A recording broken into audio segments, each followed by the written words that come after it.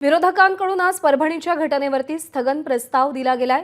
सगळं कामकाज बाजूला ठेवून परभणीच्या मुद्द्यावर चर्चा करण्याची विरोधकांनी मागणी केली आहे। तुषार कोहळे आपले प्रतिनिधी सध्या आपल्या सोबत आहेत।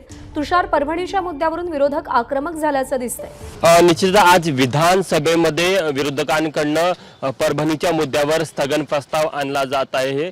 त्यांची अशी मागणी आहे की ज्या प्रकारे परभणीमध्ये प्रशासनाची भूमिका राहिली आणि महत्त्वाची गोष्ट की ज्या प्रकरणामध्ये सोमनाथ सूर्यवंशी या तरुणाचा न्यायालयीन कोठडीमध्ये मृत्यू झाला, या प्रकरणात अजूनही कोणत्या अधिकाऱ्यावर कारवाई झाली नाही, त्या संपूर्ण प्रकरणाची चौकशी व्हायला पाहिजे आणि एकंदरीतच संपूर्ण परभणीची जी घटना आहे ती अत्यंत गंभीर आहे। त्यामुळे परभणीच्या विषयावर आज विधानसभेमध्ये विरोधकांकडून स्थगन प्रस्ताव आणला जाणार आहे। आता तो स्वीकारला जातो की नाही हा अध्यक्षाचा अधिकार असतो, त्यामुळे निश्चितच याकडे सर्वांचं लक्ष असेल की आज विधानसभा असो किंवा विधान परिषद असो, सभागृहाच्या आतमध्ये काय होतं, विधानसभेच्या बाहेर पायऱ्यांवर विरोधकांनी नियोजन केलेलं आहे की बीड असेल किंवा परभणी असेल या मुद्द्यावर सरकारला घेरायचं।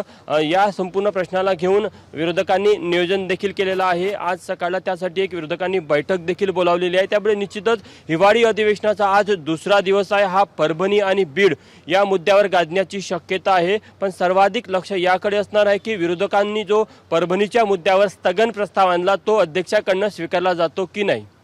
निश्चित तुषार, अपडेट जाणून घेत राहू। सध्या धन्यवाद दिलेल्या माहितीसाठी। एबीपी माझा, उघडा डोळे बघा नीट।